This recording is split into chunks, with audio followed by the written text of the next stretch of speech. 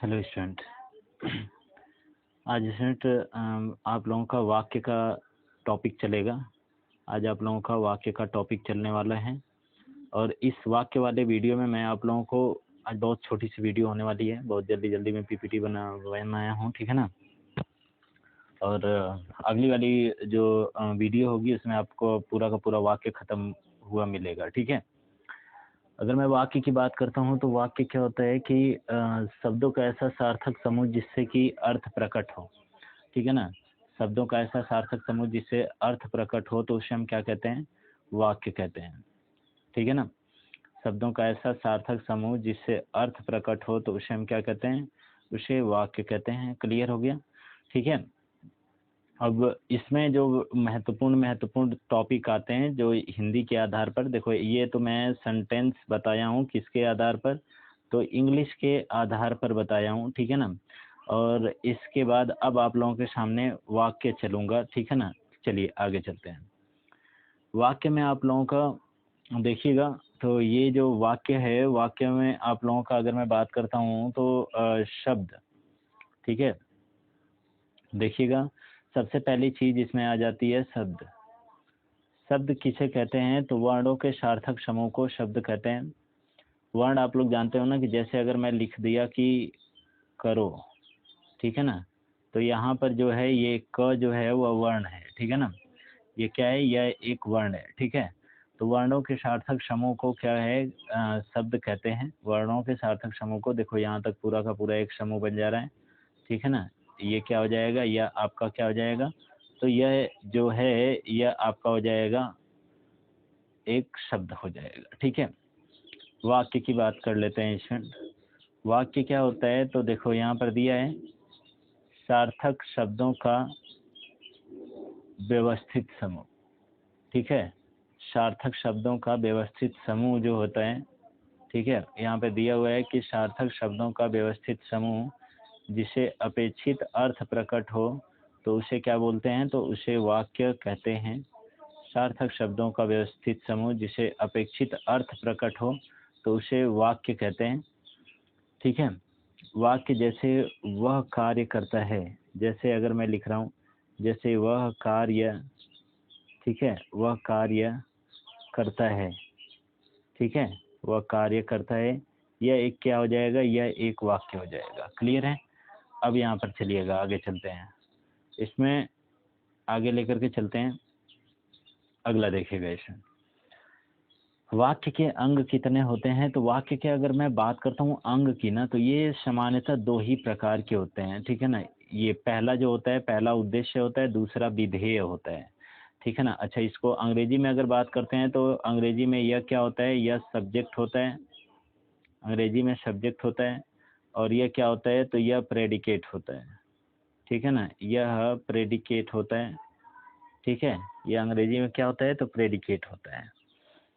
उद्देश्य किसे कहते हैं? बात आती है उद्देश्य की, तो उद्देश्य किसे कहते हैं? चलिएगा देखिएगा, उद्देश्य जिसके बारे में कुछ बताया जाए उसे उद्देश्य कहते हैं, ठीक है ना।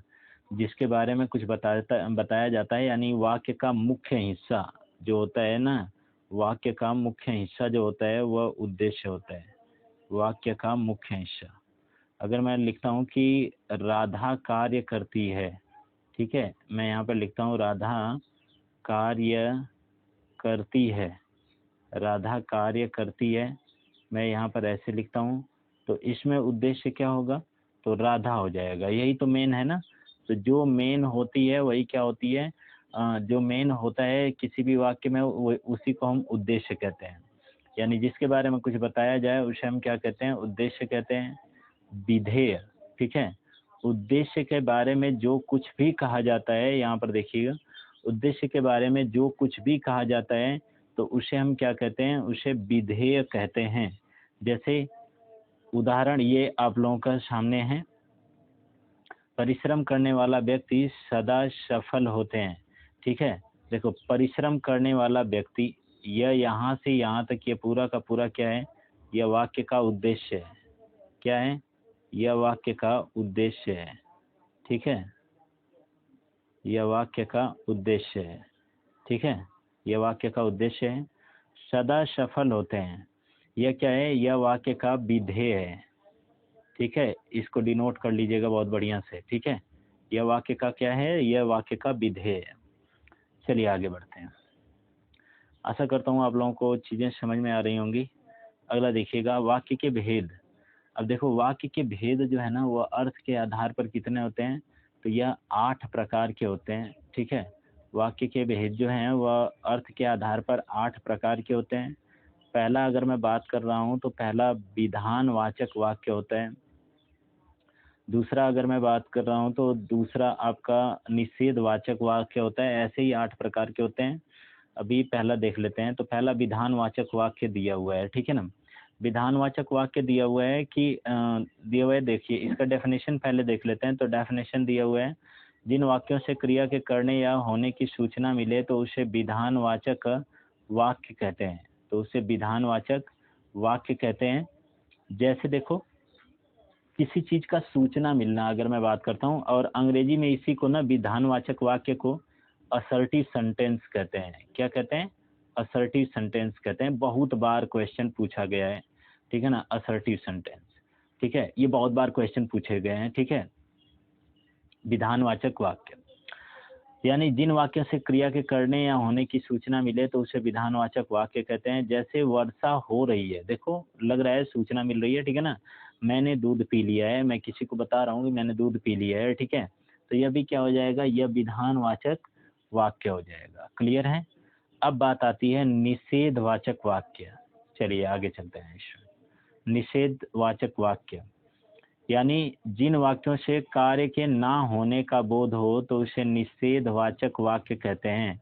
जैसे मैंने खाना नहीं खाया, तुम मत लिखो। ये क्या हो जाएगा, यह निषेधवाचक वाक्य हो जाएंगे, ठीक है। तो आज के लिए इतना ही स्टूडेंट, मिलते हैं कल वाली वीडियो में। कल वाली का मतलब नेक्स्ट वाली वीडियो में।